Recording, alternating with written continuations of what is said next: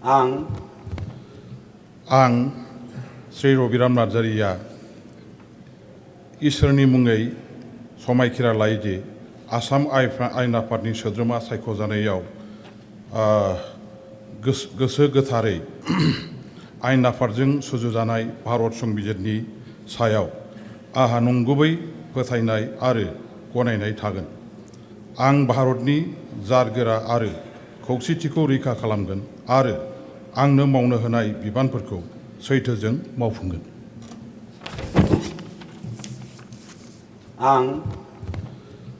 आं श्री रबिराम नार्जारिया इसोरनि मुङै समायखिरा लायो जे आसाम आयेन आफादनि सोद्रोमा सायख'जानायाव गोसो गोथारै आयेन आफादजों सुजुजानाय भारत संबिजिरनि सायाव आंहा नंगुबै फोथायनाय आरो गनायनाय थागोन।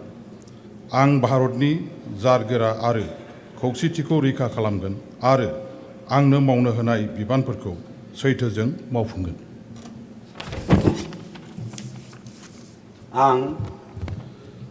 आं श्री रबिराम नार्जारिया इसोरनि मुङै समायखिरा लायो जे आसाम आयेन आफादनि सोद्रोमा सायख'जानायाव गोसो गोथारै आयेन आफादजों सुजुजानाय भारत संबिजिरनि सायाव आंहा नंगुबै फोथायनाय आरो गनायनाय थागोन। आं भारतनि जारगोरा आरो खौसेथिखौ रैखा खालामगोन आरो आंनो मावनो होनाय बिबानफोरखौ सैथोजों मावफुंगोन।